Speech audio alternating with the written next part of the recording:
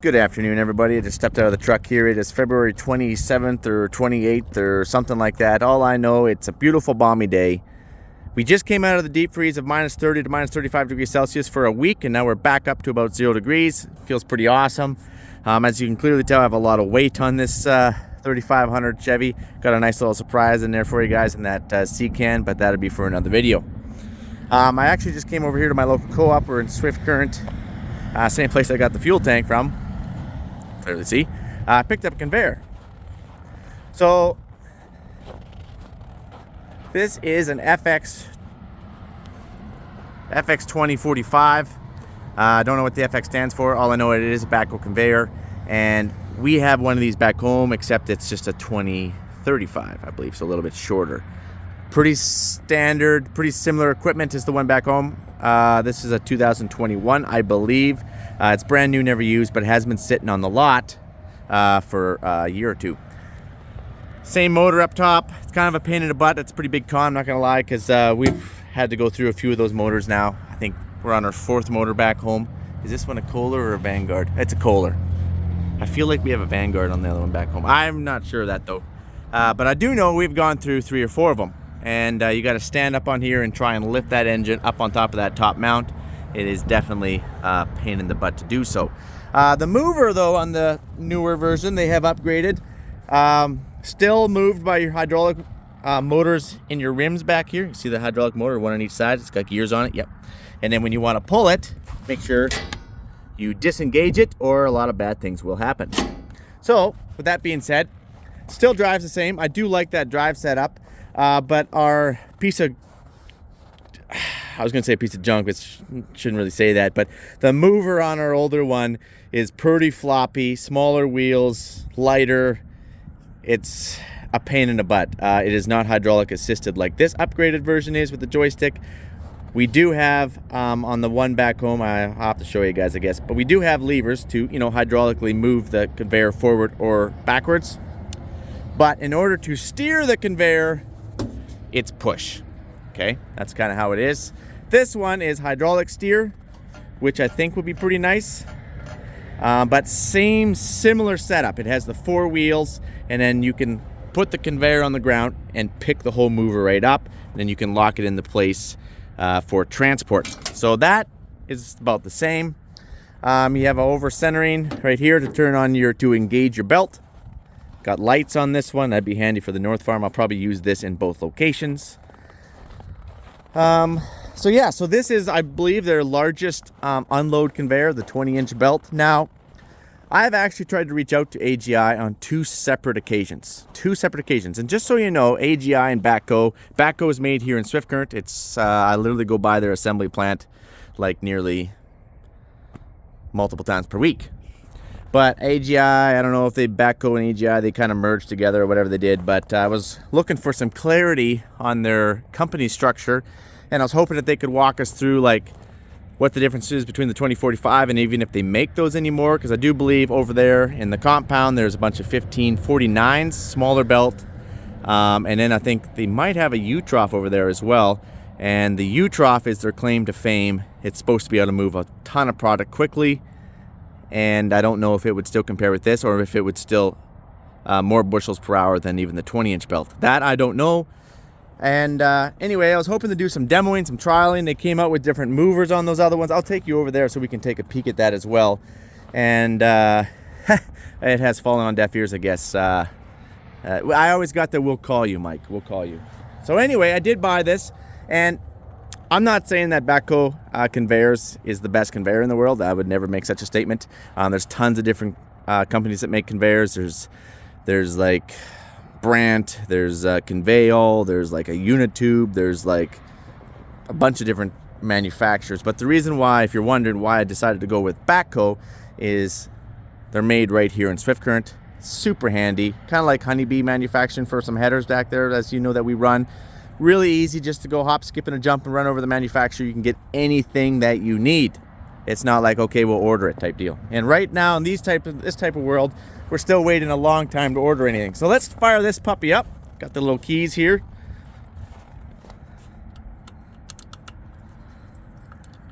or we'll try to put the key in the ignition and start it here. This is your choke, this is the throttle. We'll give it a little bit of choke.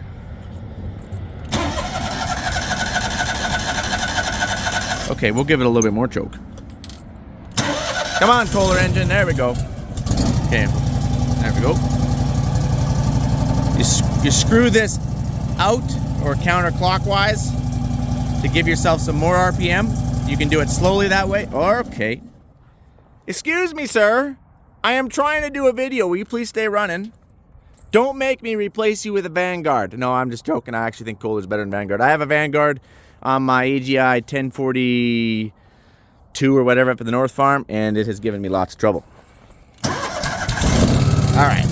It's just cold, that's all. It's a little cold. So you screw this out counterclockwise and you can gradually increase the RPM. Or you can push the button and you can either pull it out or push it in for ramming speed. Deceleration, lots of acceleration, okay? So you got those options. Push the choke in a little bit. Oh. Okay, then you got a light kit. That'll be handy for the North Farm because we don't really have any yard lights. We might be getting closer to power, but we definitely don't have yard lights. Then you have one up there at the spout. Then we got two right underneath here. So that way, you know, you can clearly see while you're moving it. Make sure you don't run over anyone. Okay, we're just gonna gradually over center this thing. There we go. The nice thing about conveyors is they clean out really good. Just grab your broom and you can clean them right out. So if you're switching crops or switching fertilizers, it's really handy. And they wear really well. For example, the family back home, they bought a brand new UTX, which is a 10-inch, I think it's a 10-inch. Anyway, it's a U-trough auger. And you got to remember, everyone's going U-troughs. That's the cool thing these days, I guess. So, you know, they move a lot of product quickly with less friction. Well, here, I'll shut this thing off so I don't have to talk over it. Anyway, continuing with the UTX U-trough, I think we've maybe used it one season, and we've completely wore the auger right out of it. So which means you got to replace the auger, pull the auger out, which you can do. But our 2013 conveyor, now we wash it all the time from when we're using it from fertilizer and stuff. But I don't believe, and I could be corrected by maybe somebody at the farm, but to my knowledge, we have not replaced the belt on that conveyor. And we have pumped a lot of fertilizer, a lot of chickpeas, and a lot of lentils. We don't normally use it for wheat and durum too much, but we have piled a ton of bushels through that conveyor. And I believe we're still on our original belt. And I can guarantee you we're on every original bearing in that conveyor. But we are on our fourth engine. Oh, man. Oh, yeah, I was going to drive this thing. That's what I was going to do. Sorry, guys. I was going to fire this puppy up here. All right. Oh, easy there. Okay, all right. Come on. All right, give you a little choke. Come on. Don't make us look bad. All right. Give ourselves a little bit of RPM. So this is the intake, which is that. You can lift it up. All right. Lower it down. Lift it up. This is the discharge. So that's your hydraulic winch right there. Lifts it up. Yeah, you get the idea. And then, I believe... Okay, so how is he supposed to do this? Okay, so if you're standing this way, left is left. Nope. Yes, it is. Yes, it is. Yes, it is. Because the tires are going this way, but it's going to go that way. Got it. Oh. Remember when I disengaged this? Quite engaged it. Hold on here.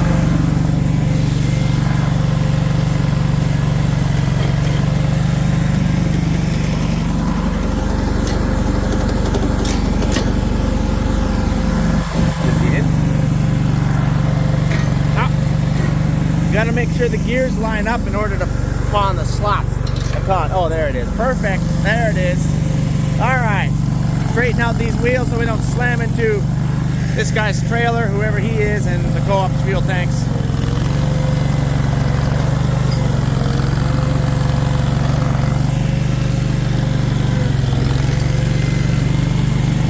Okay, well, I think that, I don't know about Mike's driving skills right here. This thing's pretty fast. This is obviously faster than the one back home, our older one. Oh yeah, and speaking about the one back home, we have definitely gone through a lot of dry belts. That's for sure.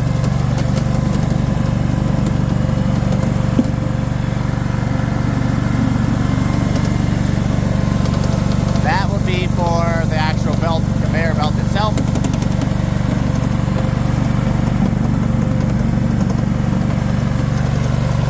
So anyway, you guys get the idea.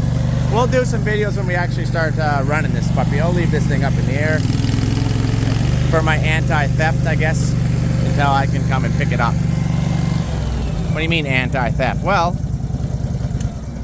I can take the key, yes, but anybody could still hook up to it and disengage it and drive it away. Well, we don't want that to happen, so we got to make things a little bit harder for them. Okay, let's go and take a look at those other ones. You're right, we're going back to the truck. That's far too far to walk. We're gonna drive. Before we do that, squirrel, you guys. I just want to show you that you can clearly see the belt under here, right? It's not closed in. I believe those other ones will be all closed in. I just want to try to point out a few of the differences before we get over there. So when we're using this one on cereals and mustard or canola, it will spit. All right, you're gonna have little piles. It's not very clean. That's the reason why we typically use it just for pulses and fertilizer. You can still use it for cereals. A lot of people get a little bit fussy. I'm not super fussy about if it spits out a bit of a pile here, because there's always some spit and it comes out around in here. Because my auger does the same thing if you have it idled up too fast. Even if you don't have it idled up too fast, it can still spit out once it if it's not running full. So there's nothing perfect in this world. But anyways, I just wanted to show you that, and now we'll go over and we'll take a look at those other ones. All right, so these are the smaller conveyors. These are the, what are these things? These are the 15 by 49, so 15-inch belt, I believe, 49 feet long, a little bit longer. The BX3, oh my goodness, I gotta go grab a copy. The BCX3, which I'm assuming is like a Gen 3, because I know there's a 2 as well. Don't ask me what all the options are, what all the differences are. That's one of the reasons, again, why we wanted to talk to AGI. But I do know that the low mount motor here is a serious pro, because when you have to change that thing 4 times, it's super easy just to stuff it in there versus stuffing it up top. But if you prefer to stuff up top, no worries, because I believe you can still get that option. But one of the major, other than what we're going to talk about, the canola certified, is that one of the major things is they've taken out the drive out of your main wheels. Remember the hydraulic motor, you stick it in with the gears and you drive, right? Well, they've removed that. They have the hydraulic motor, it's a bigger one, on a single wheel. Now, I'm a bit of a, as you guys know, a bit of a reviews, pros and cons kind of guy.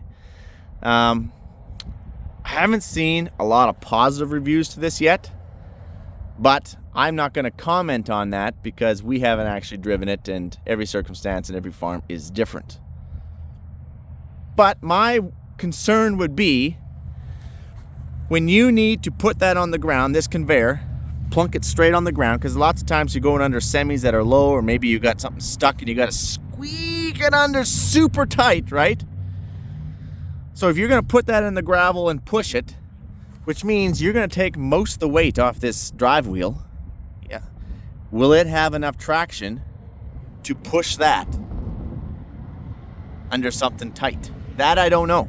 That would be a pretty big concern of mine. I definitely don't think that you could do it on snow or ice. You're just going to sit there and spin. Where I feel like this is where the majority of all your weight is. I think it would have been a better option to keep it in here. But that's just me. That's just I haven't run one. That's just my 2 cents at looking at it. Okay? So then over here, this is far better sealed up. Remember on the other conveyor, the one I just bought, I showed you the belts hanging? Well, this is sealed up kind of like our conveyors on our Borgo 1300 carts. It's sealed up. They certify as canola, I guess. Basically, it's, I guess, tighter sealed up. So it doesn't spit so much.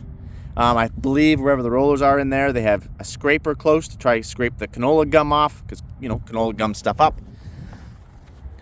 But I believe you can stick your garden hose right in here, thread that out, stick your garden hose in there during the summer months, obviously, and you can rinse it all out, which would be pretty handy to do. Don't get me wrong, that'd be a handy little feature, even just to clean it out for fertilizer use, after fertilizer use. So, yes, these are just your regular conveyors, which are ridiculously priced at like $55,000 for this thing. It's crazy. But they do make a U-trough, Backhoe does, in this 15-inch, I believe what it is. And they claim that that thing will move a whack of product, a lot more than this one. Will it compete with the 2045 over there? That I don't know.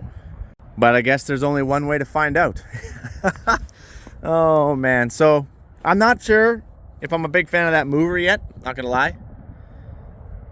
But obviously it being sealed up is still always, that's gonna be better. And if you're wondering why that hopper looks broke, it's not actually broke, it's right there. It's just a...